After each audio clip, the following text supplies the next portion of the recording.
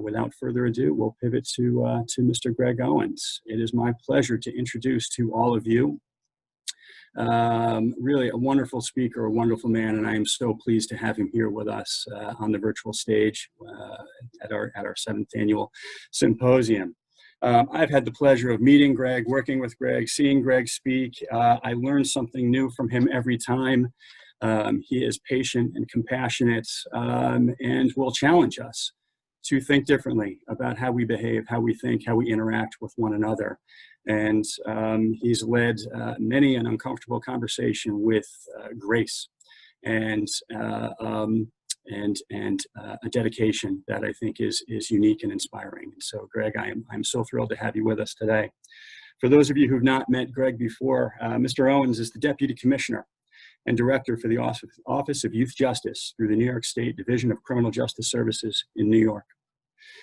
Greg plans to share his experience in promoting, creating, and leading a learning environment where racial and ethnic disparities are problematic, long-standing, and difficult to address.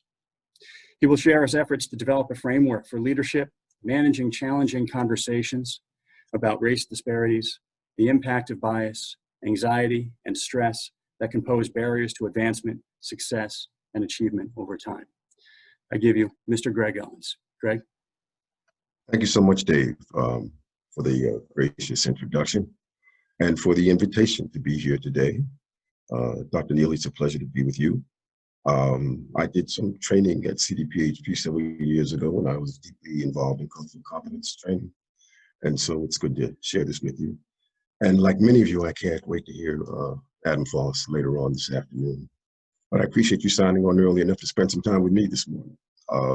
Like Dr. Neely, I got dressed up for you because I've been doing most of my work from home, and I haven't looked like this most of the time. So thank you for that opportunity. I also want to thank the Division of Criminal Justice Services, our Commissioner Mike Green, our First Deputy, Mark White, who allow us to do this work and encourage us to do this work, which I think is maybe unique for a criminal justice agency to really take a look deeply at racial disparities, issues of equity, issues of racial and social justice in the most recent times.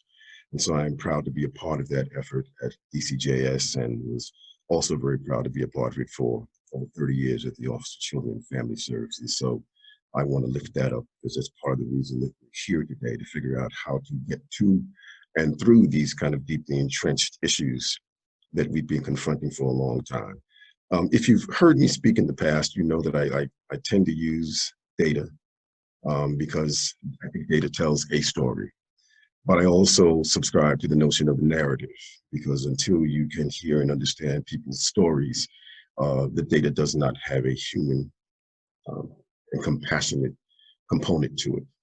So I'm going to really take a different tack. I'm not going to really share much data on racial disparities. You've probably seen a lot of that. If you haven't, it's posted on the DCJS website. I think OCFS has it available. The Department of Health has some disparity data available. Data around race-based disparities is available in lots of different areas.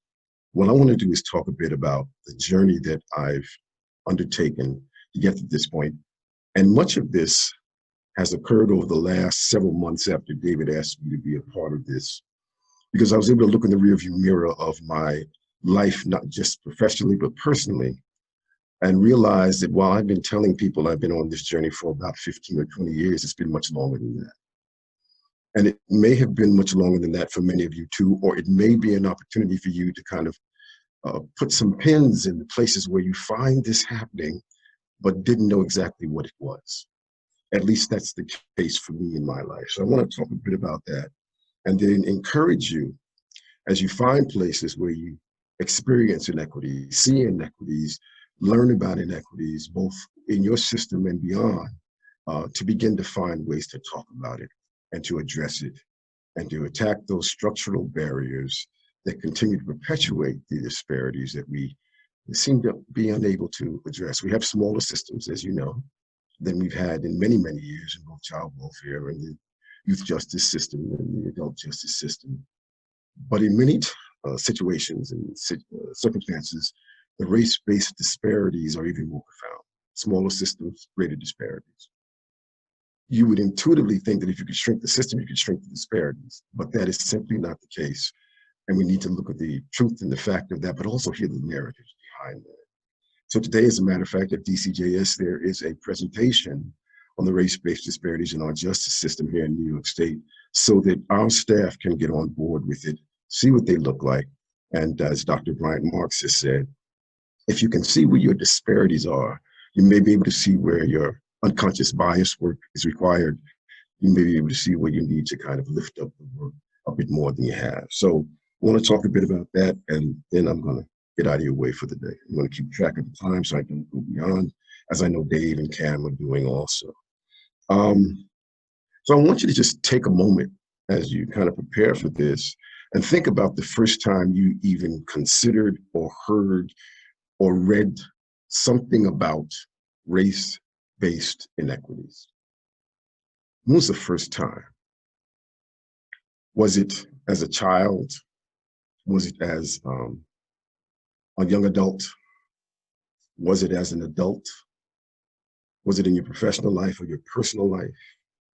When was the first time you heard about it? And I wonder if you can remember the feeling attached to it when you heard about it.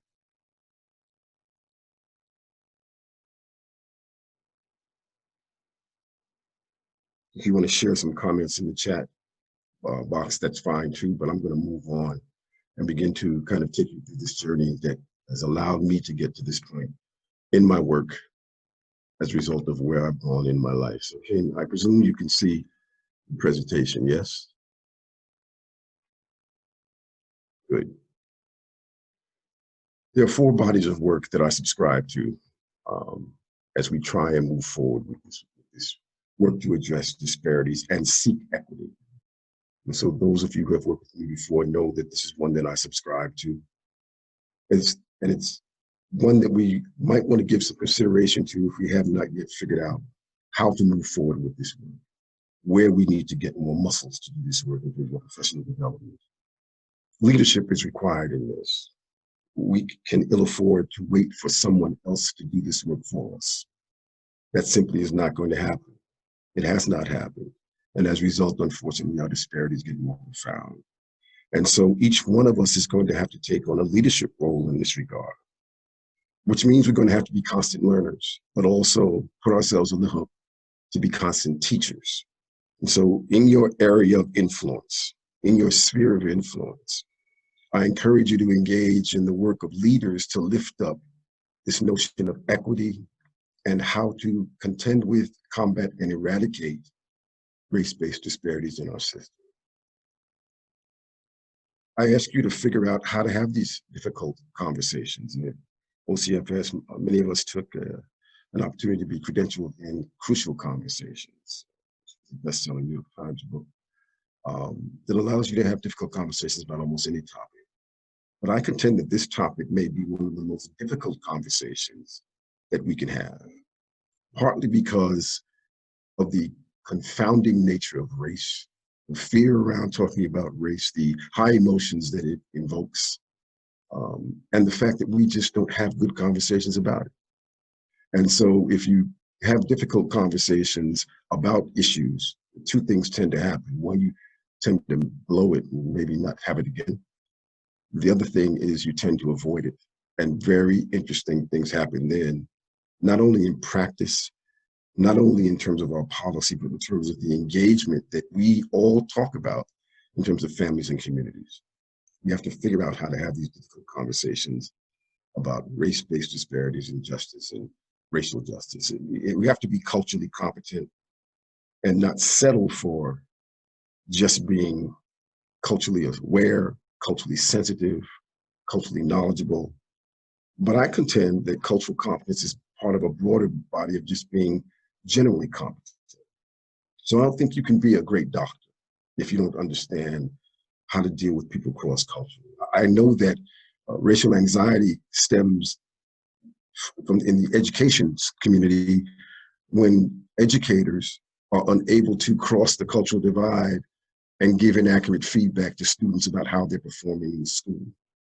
And so for me, it's less about cultural competence now than being able to have cross-cultural conversations courageously and safe, but more courageous than safe. And to understand that this is just a part of being generally competent in your jobs and in your lives. And then I would say that bias has had a big impact on me in the last 5 years or so. Once I began to understand the science of it, once I began to take a look at how it influences our practice and our policy, our engagement, our relationships with one another, how unconscious bias is a better predictor of behavior than conscious bias is, and how linked it is to racial anxiety and stereotype threat. And that those three strands of the mind science of bias are critical to understand if we're going to move into a conversation about racial justice, equity, etc. We know that well-meaning people can be biased. We know that well-meaning people can make mistakes. And if you look back over your career, as I've done, often I found places in my career where I was trying to do the best I could, but my biases got in the way. And so I'm not immune from it because we all swim in the same water. We tend to be influenced by social media and media in a more general sense. And we all grew up listening to the stories of our families around the table when we all gathered together. And we knew that the elders knew what they were talking about, so we subscribed to it without even thinking that it might not be accurate or might not be true. And also wondering, perhaps, as we should have wondered, where did they get their information from? So what is equity? And I think people still confuse equity and equality, so I just want to stick a quick pin in this and move forward quickly. This is a 100-meter dash. I think it's probably at the Penn Relays where a long time ago I actually competed, but let's not talk about that. In the 100 and the 100 meters, people tend to start at the same place. Fastest person who doesn't fall down or get hurt will likely win. But in every other race, you've got to have a staggered start to make up for the fact that people in the furthest lanes from the middle are always going to run farther in the race.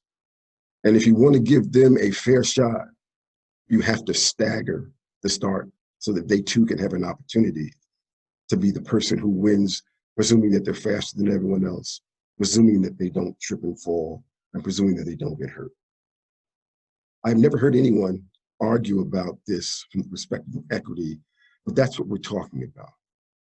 Giving everyone the opportunity, giving everything being equal, that they are fast enough, that they're competent enough, that they don't fall and don't get hurt to win the race.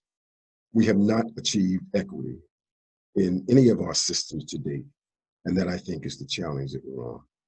So equity also looks a bit like this. Well-meaning people in the top picture, giving everyone a bicycle, it just doesn't meet everyone's need. Equity is not only giving everyone a bicycle, making sure it meets their need. And so as we talk about this notion of equality, I want to get you to move from and through equality, which is a laudable outcome, to the goal of equity, so that everyone has what they need to ride the bike. The Opportunity Agenda and also Frameworks Institute provides a framework for talking about these difficult issues. And I'm just going to share this with you very quickly. Consider the audience and the goals. Know the counter narratives ahead of time. Lead with shared values, opportunity, community, and equity. Those are things that everybody can subscribe to, even though it may come from different perspectives. Use the values as a bridge and not a bypass. Dr. John A. Powell talks about building bridges, and that we've pretty much been involved in breaking bridges and not building them for too long. Be rigorously solution-oriented and forward-looking. Fight the notion to get enamored with the problem. We can talk about the problem for a long time. We can write about the problem very well to get funded. We've got to be rigorously solution-oriented. Talk about the systemic obstacles of equal opportunity and equal justice, and I would add equity to that, the systemic obstacles.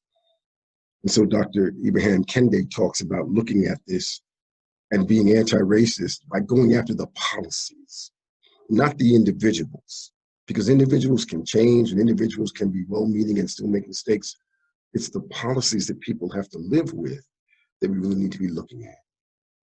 the systemic obstacles of what we want to talk about. Be explicit about the different causes of racial versus socioeconomic disparities. Describe how racial bias and discrimination hold us all back. And I think what we're looking at now as we experience where we are in this nation at this particular time is that bias and discrimination and inequity is impacting everyone in some way or another. And so we hopefully can cross some divides that we've had to deal with for a long time by making not only a human case, but a business case for equity, because all of us are being adversely impacted with the loss of income, the wealth gap that is expanding, people's homes being taken, people being evicted. That's affecting everyone, and that's what we need to acknowledge. We've made progress, and you ought to acknowledge that. Not enough, but we've made some progress, and so we ought to talk about that, and then embrace and communicate our racial and ethnic diversity, as that is a source of strength for us if we allow it to be. Those are 10 lessons we're talking about these issues. The values, why should we care? The problems framed as a threat to the shared values, solutions framed as what we are for, and the actions, a concrete ask of the audience. What is it that you're gonna do? So I always use this, and then I'm gonna move forward. There are lots of people who want to be matadors only to find themselves in the ring with 2,000 pounds of gold bearing down on them, and then discover that what they really wanted was to wear tight pants and hear the crowd. That's a leadership proposition. Let's not just want to wear tight pants and hear the crowd. Let's be willing to get in there and do the work. So this is the package. Dr. Marx uses this, and I want to just talk about this. So I'm a middle child. And those of you who are middle children know that there's a whole lot of stuff that goes with that. And yes, I have had all that. And I was heavy into comic books. I'll come back to that in a bit. Raised not just by my parents, but a grandmother and great-grandparents, all in the same house in Westchester County. So as you can well imagine, I was highly closely monitored and still managed to get into some trouble anyway. I was a decent student in high school and college. I tended to be a slow starter, but better at my finishing. And I happened to be a high school state champion in track and field. I attended historically white colleges or universities. And despite a lot of interesting things that happened at my graduate school in Philadelphia, and during my tenure there, I was asked by the students and the faculty to deliver the graduate school keynote at the graduation ceremony. I was going to be a singer until I found out that there were others out there who were better than me. And so for about 9 years in the Capital Region, I was just a jazz disc jockey. I'm a deacon in my church, and my faith is really important. I'm a husband of over 25 years, and we have a 24-year-old boy currently working in Virginia. So this is a journey that we all have to embark upon, I think. The closing of the gap between not knowing and knowing is always critical, because if you don't know, it's going to be very, very hard to close the gap. And so when I was growing up, my family took trips to Alabama and Cleveland, which is where my father and mother were raised. And so the questions that came up that I look back on now that had to do with their managing the racial inequities and the racial bias and the institutional and structural racism that we had no idea we were being managed by my parents, had to do with why we had to leave so early to get down to Alabama. Very early in the morning, we're loaded up in, I remember, an old DeSoto my father had. And we never understood why we had to leave so early. I don't think they ever really explained it to us either, because back then, and perhaps even now, parents were very protective of their children. They didn't want them to really have to contend with what the world was really doing, what the world was really offering or not offering. And the travel plans were very, very carefully crafted. I mean, we didn't just go straight from Westchester down 95 all the way into Alabama. We actually took a circuitous route. It took us through some of the mountains and around Ohio, because it was dangerous in some portions of this country to be traveling at night if you were of a certain racial or ethnic group. My brother, sister, and I had no notion that this is why we had to take these routes, because we were just riding in the car. And then, of course, you may have seen the movie The Green Book, places that you kind of had to look to help you know where it was safe to stop, and people who were kind of on an underground railroad that helped you get from one place to the next safely. My parents were using the Green Book as they traveled to make sure that we were being safe. We were being kept safe. Now, this not knowing went on for many years until I was a young adult and began to look back on that and ask some questions. But that was the racial inequities that I was walking through as a young person, as a preteen, and didn't even realize it. In the neighborhood and school, we were part of a Methodist congregation initially, and they had a square dance one day. So wrap your head around that as you can. We're square dancing, very integrated church. And a little child runs over and says to his mother, they happen to be white, "Mama, you're dancing with a Negro." And at the time, I really didn't even know what their child had said. You know how sometimes you hear something and it gets fuzzy for you because you're not exactly sure. And the mother was not terribly shocked or anything. She just kind of said, "Yes, son, I am." And we went back to the square dance. But that little child knew enough to come over and say to his mom, "Look at who you're dancing with." There was a conversation going on in the home about this. I'm not judging whether it was good or bad. I'm saying that conversation was going on in the home. And research tells us today that we send our children out into the world doing the best we can to teach them not to be violent.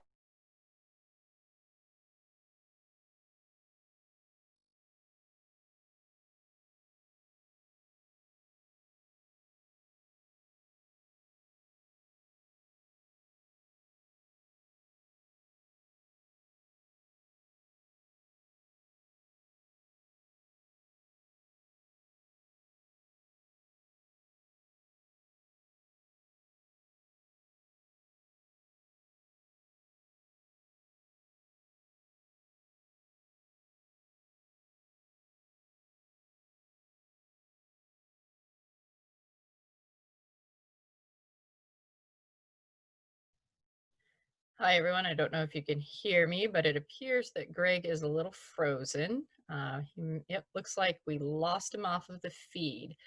So hopefully he will be getting back on in just a minute and we can start up where he left off. Yeah, it does appear that he's lost internet entirely, or at least is off the Zoom call entirely. So we will work on getting him right back.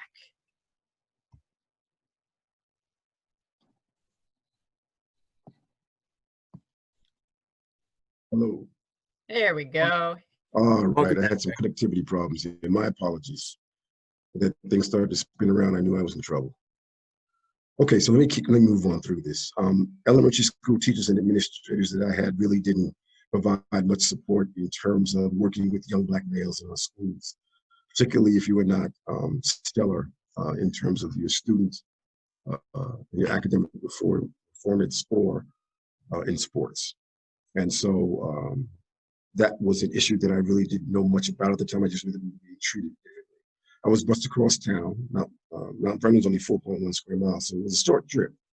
But I didn't know what busing was all about. I just knew that we were the ones who had to come from one side of town to the other. My parents tended to drop us off rather than take the bus. But the whole idea of getting out of a car, getting off of a bus, and being in a different neighborhood was very strange and a little bit scary initially. And the teachers there were not very used to dealing with students from our side of town. Mount Vernon was predominantly Black at that time, but the school we went to was predominantly white. And so there were lots of things that occurred there that I did not understand. I didn't know what racial inequities were all about. In high school, the same dynamics persisted, and the expectations of teachers and counselors were sometimes very different for us. I remember going to my counselor and telling him that I wanted to go to college, and he basically said, "Well, why don't you just try something else, because I don't think you're college material." Now, in my family, college was an expectation.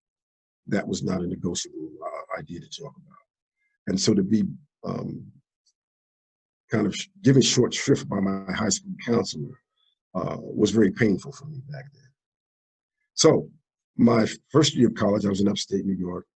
And very quickly, upon arriving on campus, I realized that there was a disconnect in terms of what I was used to.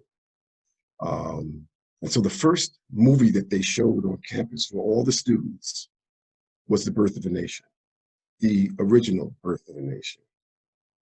So I was sitting in the auditorium, one of the very few number of students of color. Quite honestly, in my section, I didn't see anybody. And after about 10 minutes, I got up and quickly walked out of that room. It was a very frightening experience for me, quite honestly.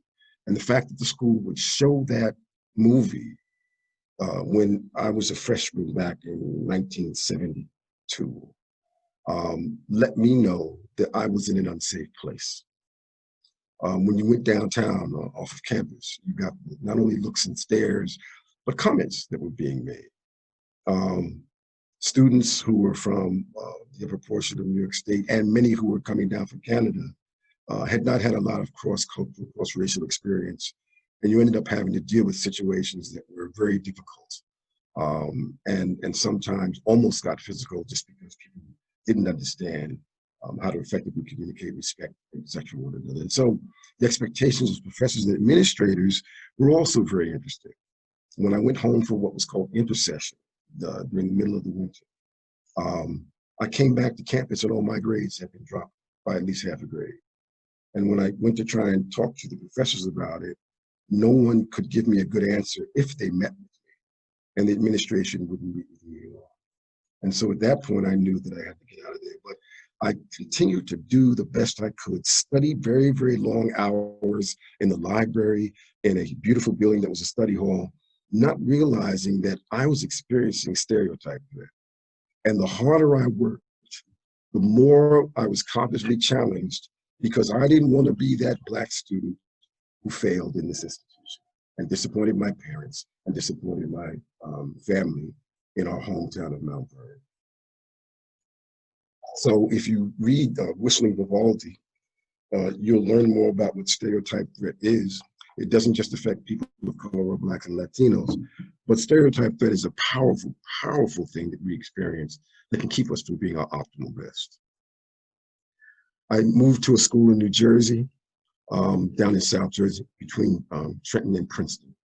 And while I was walking by one day to visit a friend in what's called Pennington, New Jersey, again, South Jersey, and was almost run off the road a couple of times by young people who thought it was fun to just kind of try and knock me off the road. I was still trying to compete in track and field, but my second day when I went out to the field, the students had put a noose in the pit. And when I went to the coach, he didn't seem like he knew what to do about it. So I left the track team. We were playing intramural football, and after we had beaten one of the fraternities, we were singing in the cafeteria, and some of the other students started dipping bread in gravy and throwing it at the students. And so a brawl broke out. I don't know what happened to most of the students, but I do know that 3 of the Black male students got kicked out of school. I don't know what happened to any of the students who had caused this. When you walk to the athletic field, you walk past all the fraternities on Fraternity Row, and you might hear anything yelled out of the windows. And so that was an interesting thing. You didn't do that by yourself. I had professors who had very interesting views of me, one of whom called me in and said to me, "You were about to lose your scholarship because you're not performing well." And I told him that I was not in the EOP program. And he said to me, "Well, in that case, do the best you can." And that was the end of the conversation. Offered no help, offered no other assistance. So that was my experience in my school in New Jersey. And just moving between Trenton and Princeton was a very interesting sort of experience. And if you've ever been to Trenton or Princeton, it was going from one world to the next. In Trenton, you were highly scrutinized because you were presumed to be involved in criminal activity.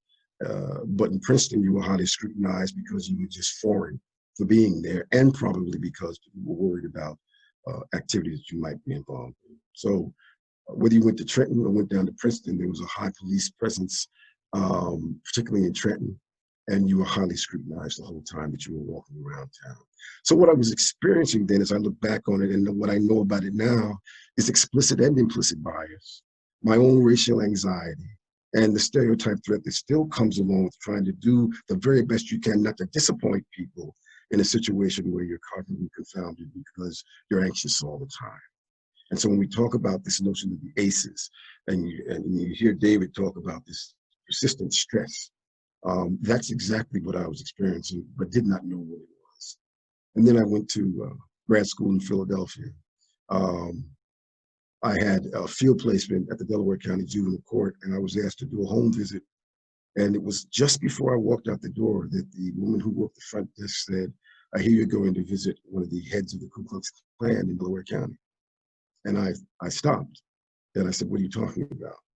And so I went back to see my supervisor, because we were both from a school, the University of Pennsylvania, where you had to take institutional racism. That was my first introduction to this notion, to the theory, to the definition of what I had been experiencing, seeing for most of my life.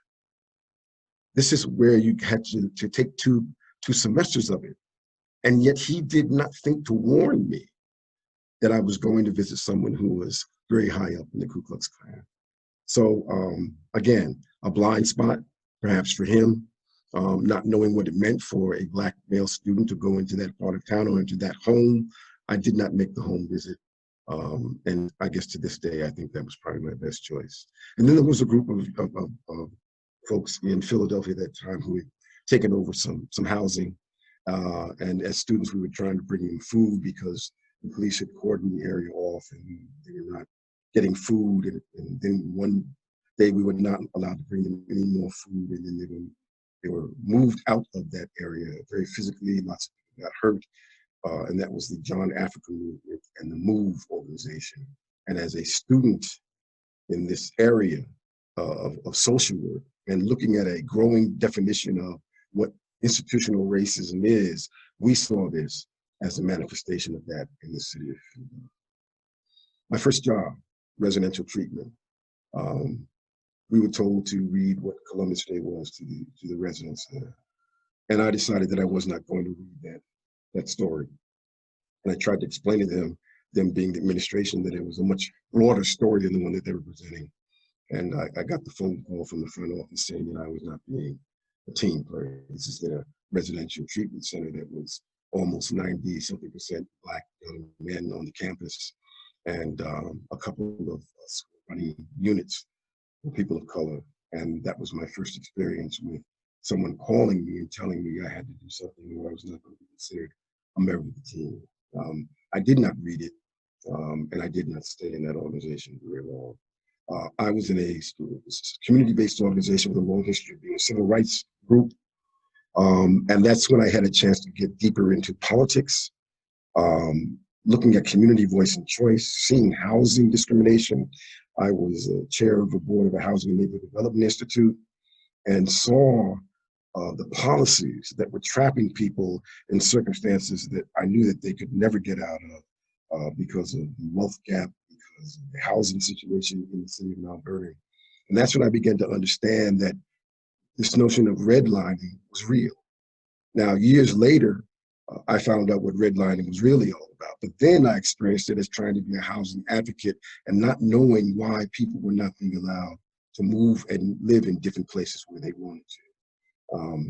And so what I was seeing was explicit bias from the policy perspective, and also this notion of how structures come on their efforts to keep people in places and spaces, so that we have this tremendous spatial and residential segregation in America today, particularly in communities that have long histories of struggling to achieve equity around housing circumstances.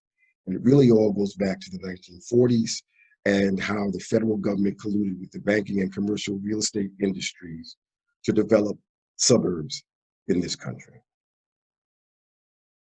So I'm now in the juvenile justice realm. And unbeknownst to me, the data was showing me the race-based disparities in the facilities where young people were residents in this state. And when I began to read this and try and share it with people on the management team, usually I would walk out and pick up all the paper that I brought into the meeting because nobody was able to or wanted to talk about it. And when they did, the premise was that this was the norm because actually don't these children commit more crime. Well, we know the science now, we know the research, we know the data now, and we're not talking about more crime being committed. As a matter of fact, drug usage and drug sales, as we know, are pretty much similar across race and ethnic. What we were talking about was an ideology that resulted in a policy that resulted in young people being put in a place because the premise was, without the science backing it up, this is where they need to be because don't they commit more crime. And so my effort to develop charts and presentations and that sort of thing was bumping up against the ideology. Again, Dr. Kendi talks about this. The ideology that may precede the practice that results in the policy is really why we have to focus on policy and undoing racism at that policy level. So we ended up doing some good work with Casey Family programs. We did lots of work with regard to race equity learning exchanges with a wonderful, talented man from out of St. Louis, Missouri. The agency developed a committee with division-specific work groups. We received funding for local projects all across New York State, and particularly those who had the highest rates of disparity for child welfare, removals from home.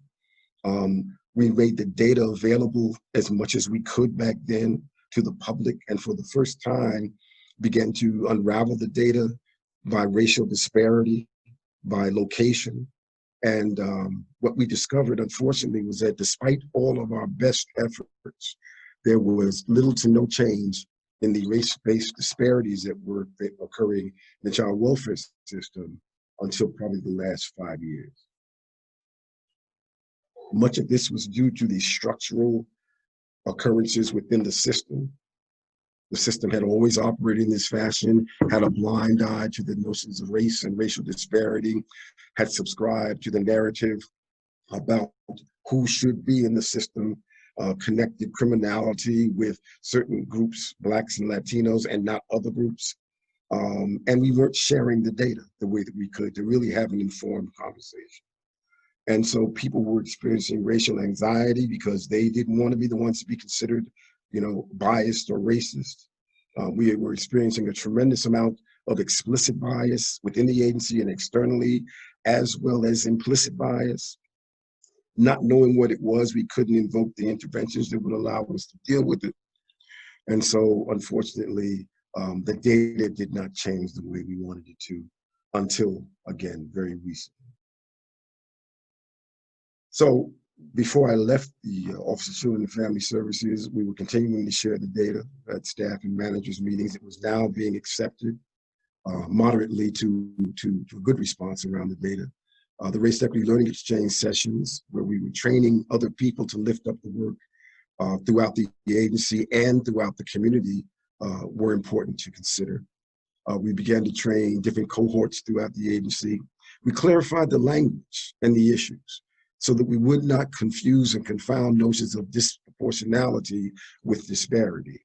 And I think that's something that I would encourage you to do. Make sure the language is clear, because disproportionality cannot be used interchangeably with disparity.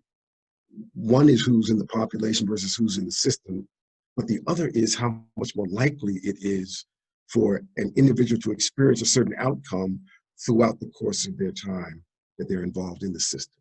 Those are two different issues.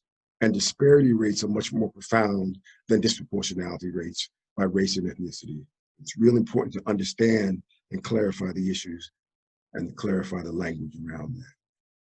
We were able to provide some support to some external stakeholders, and we developed racial impact statements that were not implemented, but are now back on the table for consideration in different places in New York State. We began to move into a study of the mind science of bias.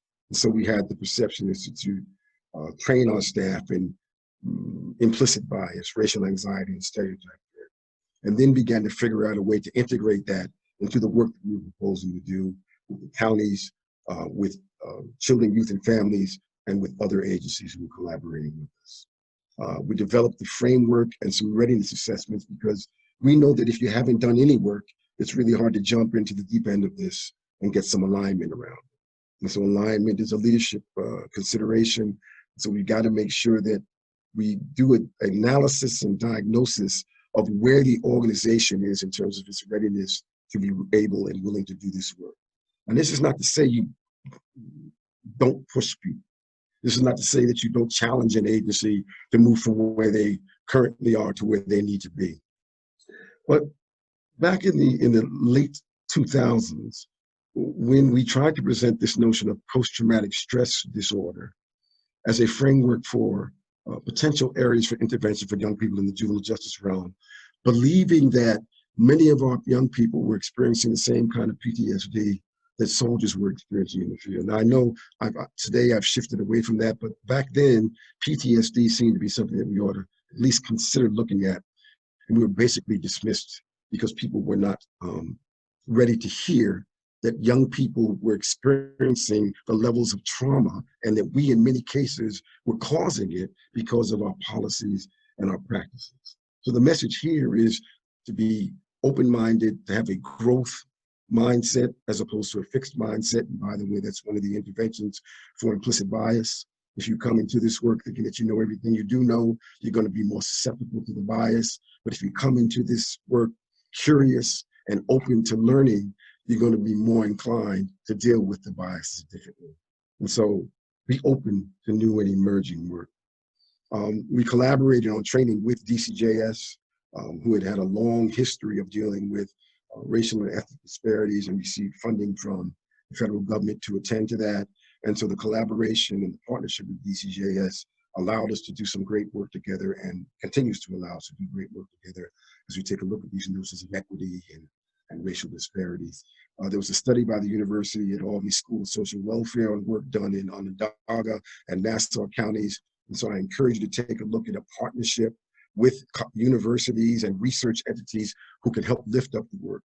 Because as a result of that paper that was published, the agency has moved forward with some work that they may not have moved forward with had we not explored why there was some success in these two counties. It also means that you have to keep an eye on the data.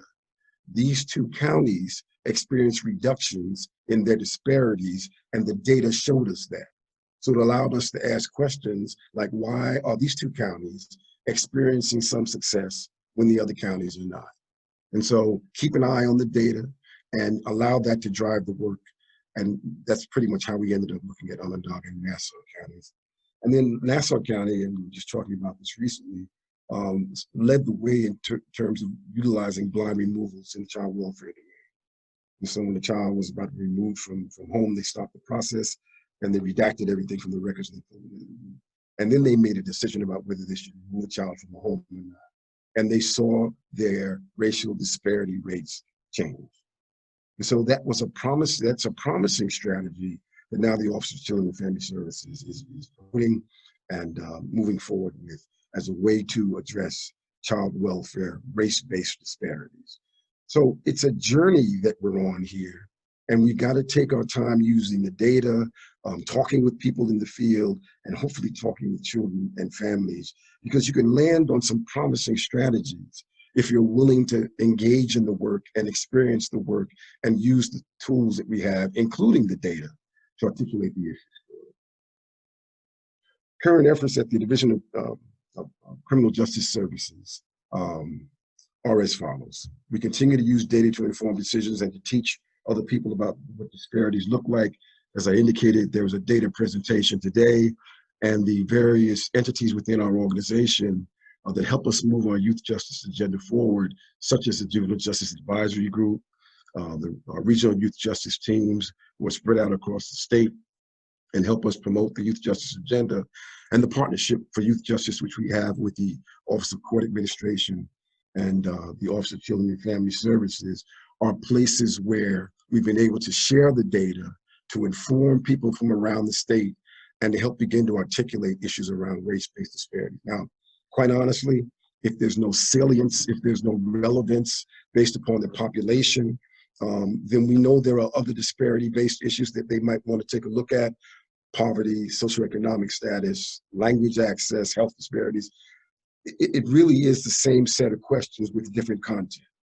And so if race and ethnicity are not salient points, there's probably something else that needs to be attended to, perhaps around school completion rates that an organization may need to take a look at. And so that keeps people at the table. Again, John Thompson's work talks about looking at those areas where you can really focus on building bridges and not breaking them. Our agency has invested in training from Dr. Bryant Marks, who is a Morehouse College professor and runs his own nonprofit organization to do this work around the country. Dr. Marks trains in police departments, particularly in Oakland and other places, around implicit bias. So the agency invested in bringing Dr. Marks in, and he trained all 400 plus staff on a day-long experience walking through the theory and practice implications of knowing what implicit bias is really all about and how you can begin to undo it. We had the opportunity to work with LaSalle on the framework that I presented earlier on, and on the mind science of bias early on in my tenure at the agency, as a way for them to kind of wrap their heads around some work that they initially had done at Georgetown as part of a cohort of people from the Capital Region, and as a way for them to begin to take a look at further exploration of the mind science of bias, connecting it with the ACEs work that they've done and other work that they're invested in. And so we had an opportunity to do a couple of sessions at LaSalle. We continue to work with the Perception Institute and have them developing a curriculum that we're using within our probation entity within the agency. We really have an intentional and high-level focus on the racial and ethnic disparities through the work that we do in the organization, but also through an advisory group.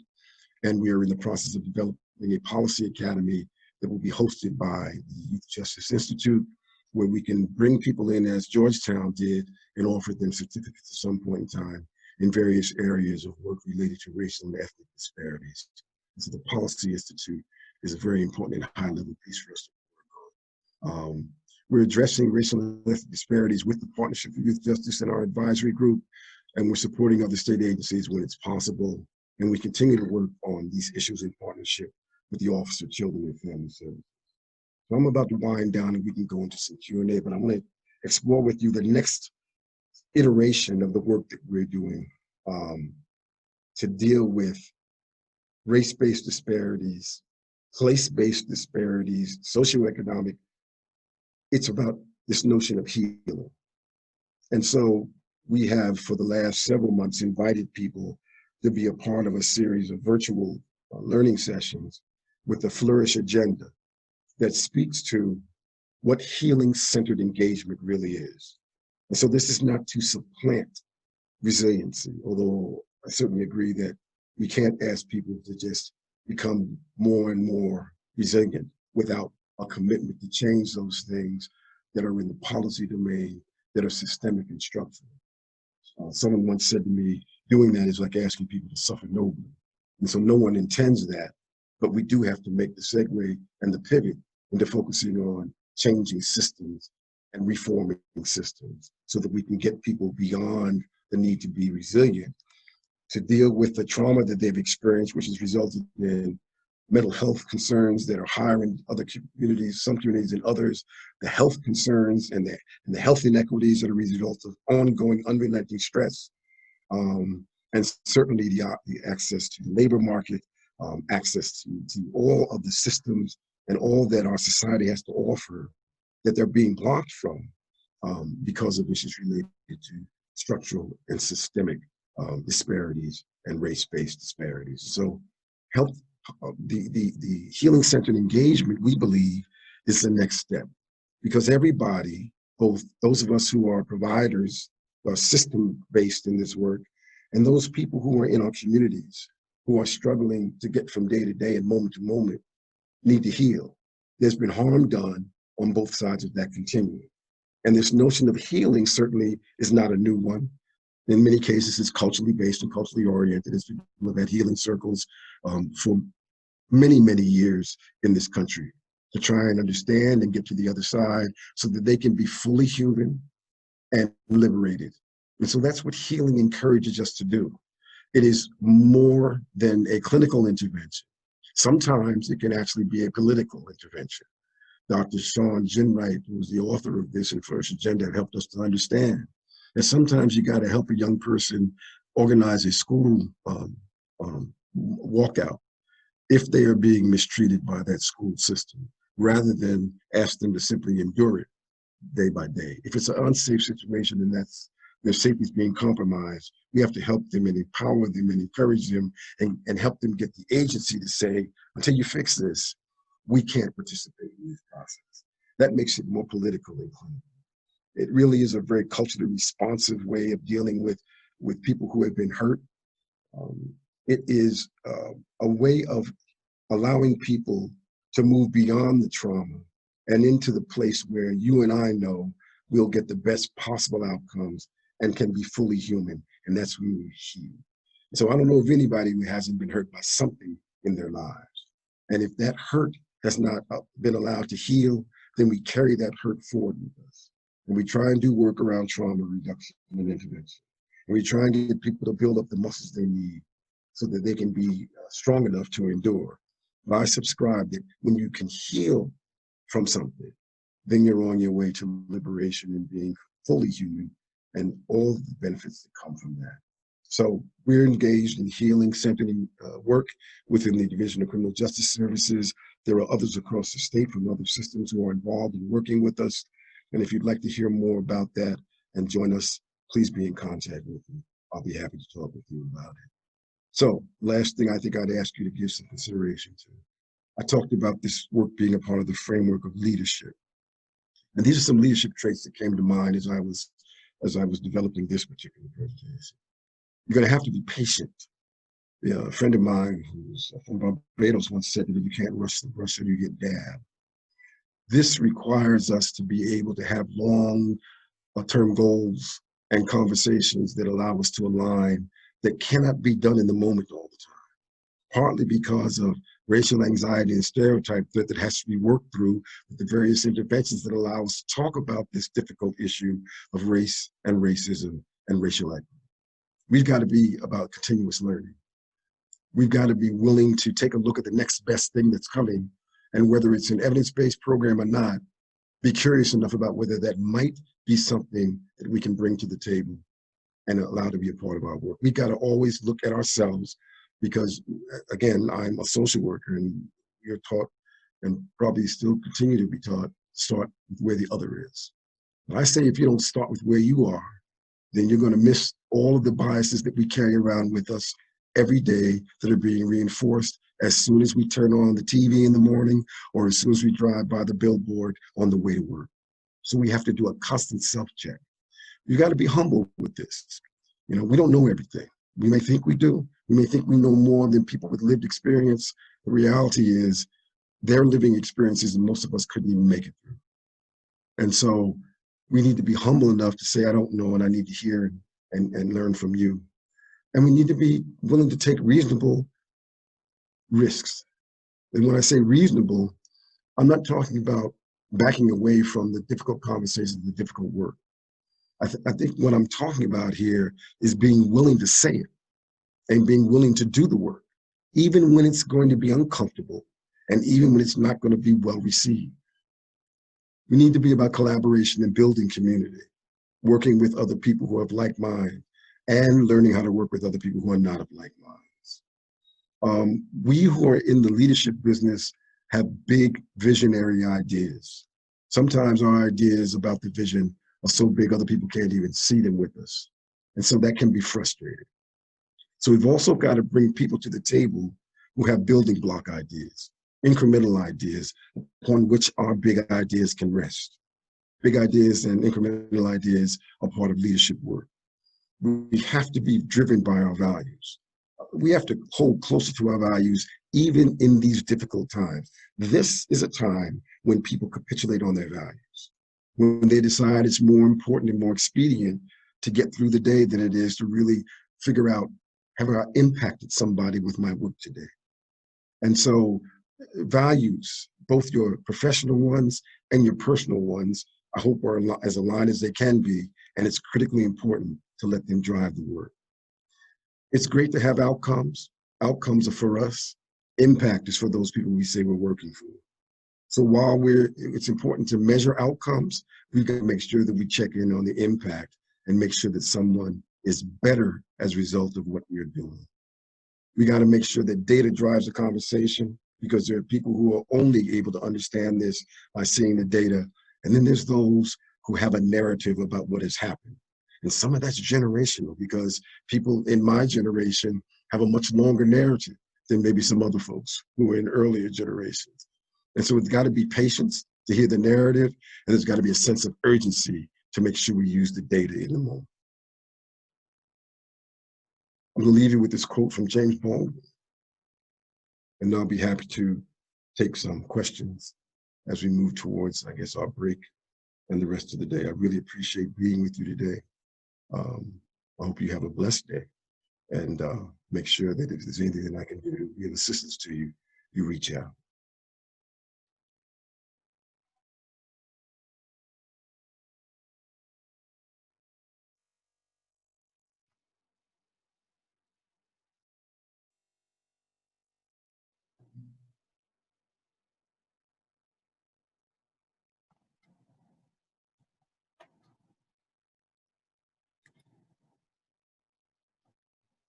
Dave, I'm going to turn it back over to you. Thank you, Greg. I appreciate it. I'm pausing intentionally, and I'm watching a flood of virtual applause and praise and thank yous. And Greg, if you're not seeing that on your screen, let me just tell you that it looks like every single one of our 700 and something participants are just rushing and typing to really thank you for that powerful, impactful, inspiring talk. Thank you, Dave, and thank you to everyone. I appreciate it. Thank you so much. As folks continue to engage in this virtual standing ovation, Greg, it's really quite a sight to see. Several questions have come in through the chat and the Q&A tabs. I would encourage folks to send additional questions our way. We've been monitoring these throughout. And we will have an opportunity for a little Q&A at this point. Following that will be an intermission, and we will go live again at 1 o'clock with Adam. Following Adam's presentation, we will re-invite Greg to join Adam, and if Dr. Neely's schedule permits, he too intends to join us this afternoon. And Doctor, just to give you a heads up, there have been some COVID-related questions. So if you can join us this afternoon, that would be fantastic. Greg, a couple of questions that had come in, I'll present to you on behalf of our audience, if that's okay, and I'll give you a few moments to respond. One question in particular was asking if you could speak a little bit more about the Racial Equity Learning Series and provide a little bit more description and context to that, if you would, please. Sure. The Office of Children and Family Services invested in the Racial Equity Learning Exchanges quite some time ago, probably about a decade ago, maybe longer now. And an expert from St. Louis, Khatib Wahid, is the person who convened sessions all across the state with our executive staff, starting the exchange process and then moving throughout the organization. So I make that point because the executive staff got on first. They are a 2.5-day experience where the group is taken through the historical underpinnings of why the child welfare system was developed and then why it looks the way it does today. It gave context for many of the policy level decisions that were made that resulted in the disparities that we now see. We had a chance to break out into small groups, actually dyads, to explore on a very personal level where we entered this work, how we look at this work, where we think we can make a difference. We did some exercises as a larger group. And then after Khatib traveled around the state and did this work, he started to work with staff internal to OCFS, and that's when I joined him to begin to train other people so that when we left, either money would run out or we would go on to the next thing in our lives, that there would be a cadre of people there who could convene these sessions, do this work, and continue to focus on racial equity through the learning exchanges. And so that's the background for race equity learning exchanges that began over a decade ago at OCFS.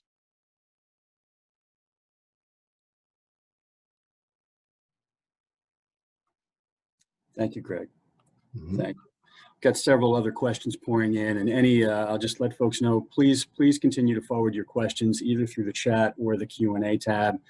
Any we do not get to before the intermission, we can push to the panel style forum that we have following Adam's presentation later this afternoon. Greg, I'm going to advance another question. This comes from a therapist, a social worker in the crowd, and I'm pleased to see that it's a LaSalle social worker. It's a great question. How do you advise approaching the issue of race in therapy? For example, I'm a white therapist working with patients of color, and I want to be mindful of their experiences. I wonder if you could respond to that, please. Thanks. That's a great question. And I think when I was doing, kind of individual and group therapy, I wasn't very mindful of this, and so, I won't say this was always a part of my conscious and mindful consideration. So, given that, I would be mindful about the fact that if you have someone from a different racial or ethnic group in the session, that you can explore issues of race if it's a salient part of the therapeutic venture. So I would ask whether or not this is something that you can talk about or that someone would like to talk about as part of their journey with you. I would spend some time making sure that I was ready for that conversation. I would try and deal with any issues that might trigger any biases for me, knowing that we all have them. And so I'll give you an example. When I trained Albany Police Department in the mind science of bias, I didn't watch television the night before or the day of, because something was going to happen to trigger something that was in the unconscious that would probably get in the way of what I wanted to do within that day. That was my own tool. So I might recommend that as you begin to explore this, that you prepare for the session, making sure that anything that might trigger a bias that we all carry would not be part of what you experienced the day before or the night before or the day of. And then always, with humility, be willing to learn from them, as opposed to coming just to teach them. And I'm not saying that that's what you would do in clinical intervention. Working at LaSalle, I propose that's what you would not do. And I know Dave would support that. But we always want to stay out of our way when we do this work. Thanks, Greg. This next question has come in a couple of different ways and formats, which suggests to me it's an important one, and I'll do my best to sort of synthesize the different versions of it together. The question is, how do we attack, and I think that's a very intentional verb, how do we attack structural racism and barriers within the courts, et cetera? I wonder if you could speak to that a little bit more. I know you touched on it already, but it sounds like the question is more about maybe a specific strategy or call to action. Yeah, I've done work with the courts, and as a system, they are as deeply entrenched in where they've been historically as most of our systems are. So I guess I say that to say it's going to be an interesting venture to help them see the need to dismantle some of the structural barriers that are promoting these disparities that exist. I have found it useful to find allies within the court system. So there are a couple of judges in New York City, one of whom is on our Juvenile Justice Advisory Group.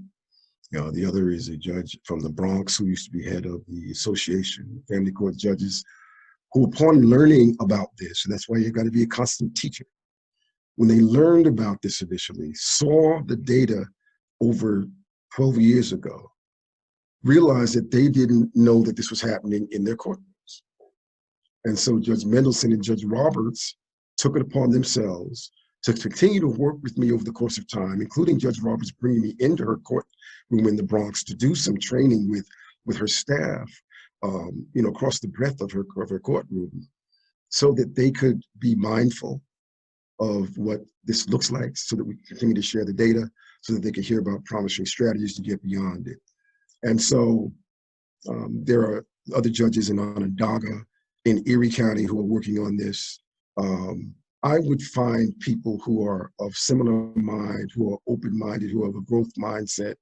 I would share with them, because it's probably better for them to talk with their colleagues initially, and then I would be willing and able to come in and do the kind of training and development that at least gets them to a point where they can see what we're talking about here. I hope that was helpful.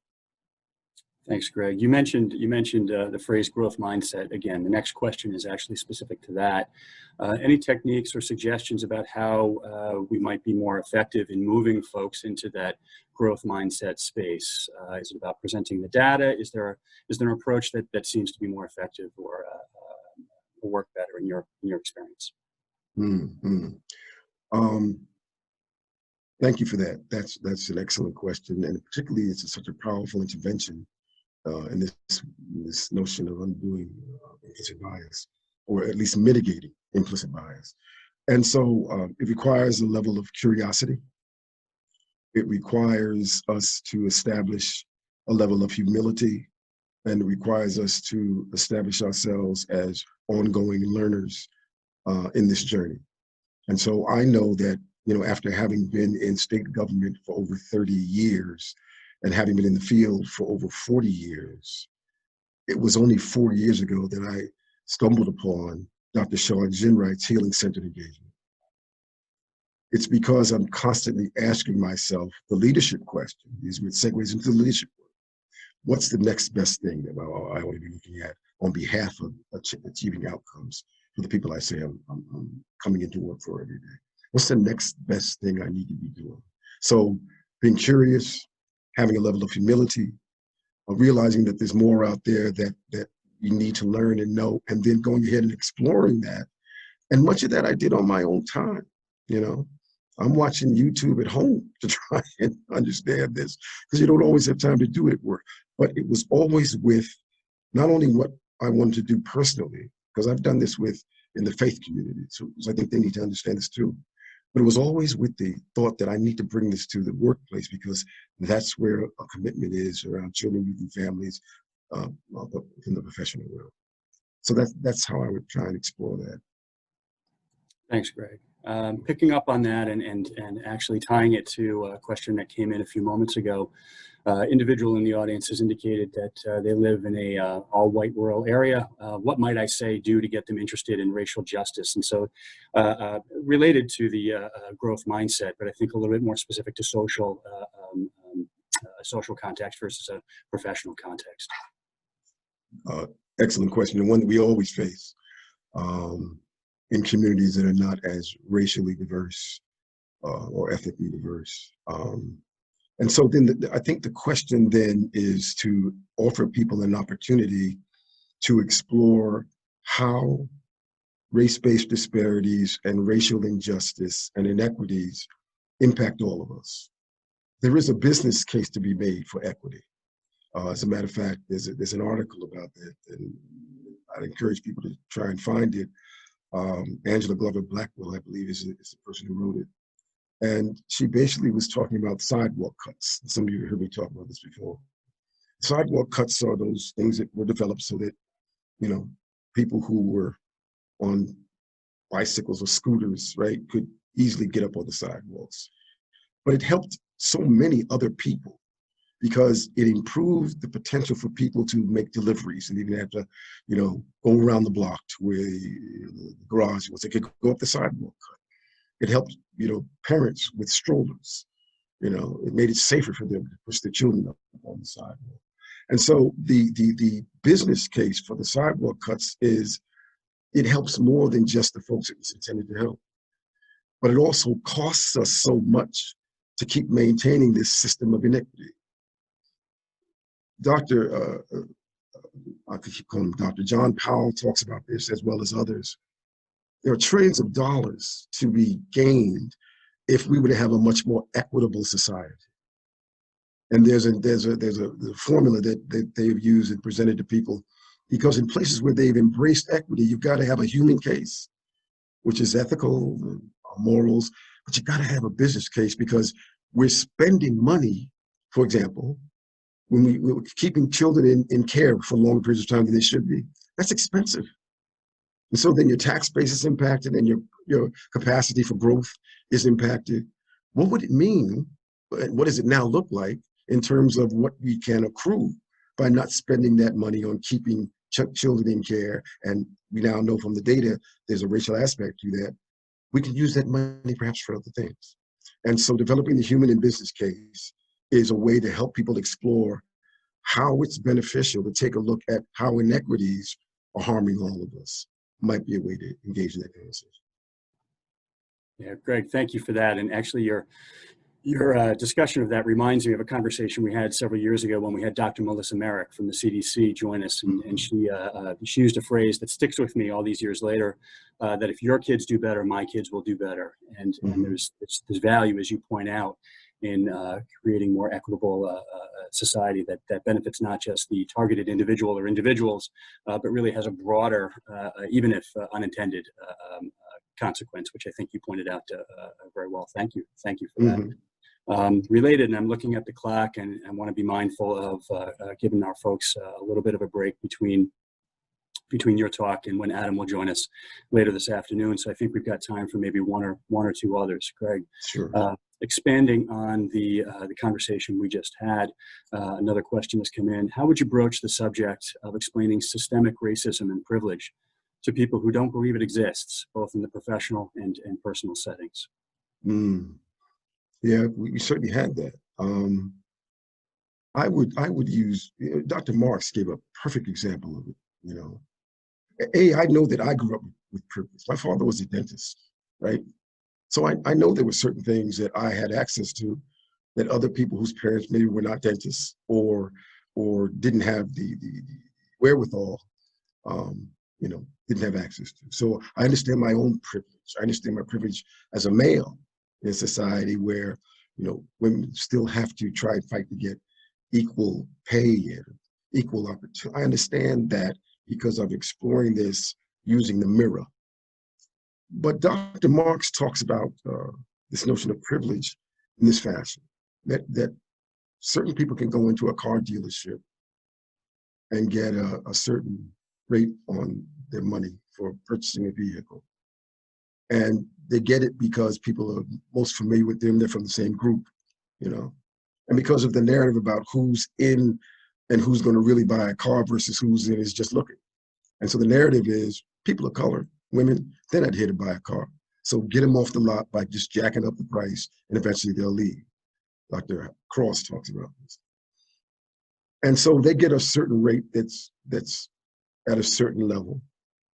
And then I come in and I get a rate that's at a higher level because maybe they're trying to get me to move on, or maybe because they have certain biases that they're trying to use about me as an individual and charge me more because their biases call them to do that. The person who got the lower rate has already left the lot. They don't know, but they receive the privilege even though they are not aware of it. That's how this privilege works. And when you superimpose race and ethnicity and gender and other identifying factors on it, that's how privilege manifests itself. Privilege and white privilege or male privilege, sometimes it's explicit. And sometimes it's how it works in the places where we don't see it manifested because we already left. Doesn't mean it doesn't exist. It means that it happens and we need to explore it. And then we just need to find other opportunities to help people understand. And it's also, it feels like it's very personal, but sometimes it's the way that car dealership trains their staff. So that moves it into more of an institutional issue and something that we can deal with maybe systemically, as opposed to just trying to change the individual car salesperson. I hope that was helpful. Thank you, Craig. Yeah, and so you make a good point that much of this exists or maybe persists because folks can't see it. That's the implicit. The next question really has more to do with the things that we can see, the things that perhaps are more explicit. And there's a request to see if perhaps you could speak a little bit more about blind decision making within the criminal justice, juvenile justice system, and how that's been such a game changer. And if you could speak to that, and that probably will bring us right to the end of our time this morning. And I would encourage folks with additional questions, and they continue to come in, please send them in even through the intermission. I would encourage folks to do that. We will have an opportunity with Greg later this afternoon after Adam's talk. But Greg, again, if you could spend a moment or two on blind decision making, and that'll take us out for this morning. Thank you. Sure. And so in the youth justice and criminal justice world, I think we're kind of exploring that. It might be at decision making points where there is more discretion, when you can decide whether someone is going to be allowed to go home or have to remain in care or on probation, and that sort of thing. We are looking at it also from the perspective of a human resource issue and hiring. And we know from people's own self exploration and their willingness to say it out loud, that when they see an application with a name they don't recognize, they'll tend to throw it away.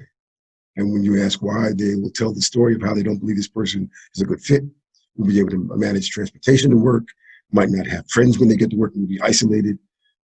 They tell themselves stories about this that have nothing to do with the application. So I would explore those things outside of the context of child welfare. In child welfare, what they've seen, and Nassau County is a leader in this, but I would also ask people to contact the Child Welfare Division of OCFS, who is about to do blind removals in a real meaningful way, is that when that decision to remove a child was manifested, you stop the process. You begin to bring people to the room who have not had anything to do with this child or family. And in small counties, that's a difficult thing. We understand that. So it requires more creativity. But to stop the process, bring in a team of people from throughout the organization who have nothing and have had nothing to do with the child or the family, redact information about zip code and street address and name and all the other things that might trigger biases, because either you know what that zip code means in terms of police activity, poverty, you've dealt with the family over the course of time. If you remove all that, then you've just got the information in front of you that should allow you to make a less biased decision. And what we've discovered is that it has impact on the racial disparity rates and the issues around the Latinx community being removed from care, because you don't have that bias triggered just by the name or just by the street address or the other things that trigger bias for us. And the last thing I'll leave you with is the study that was done on these documents used by attorneys. I don't know if they're called briefings or whatever, but it was one briefing. It was the same briefing, had the same number of errors, etc. One group was given this briefing and shown that it was from a white lawyer, and they got higher scores on it and more positive input from the people who were reviewing it than the same legal briefing that was done, only it was presented as if it was from a Black person. And that's called the Tom Myers study. And so the only difference there was that it was triggered by the color of the picture of the person who they thought was the author of the brief. And so that's kind of how it manifests itself. And so if you can take all of that out of it, it might be a tool to help mitigate the bias that we experience in the child welfare systems and other systems and in HR and personnel. Thank you, Greg. I appreciate that. And let me just say again that sadly we're at our time for this morning. I just want to thank you again for providing such an inspiring and insightful and important conversation this morning. I appreciate the work you're doing. I am so glad you were able to join us today. Again, judging by the flood of thanks and praise and clapping, and I know you couldn't hear it, but we'll have to just imagine that that virtual applause and standing ovation, which I'm sure you would have received had we been able to meet in person this year. So thrilled to have you with us. Thanks for being contributing as much as you did to this important and vital conversation this morning. Thank you so much, David.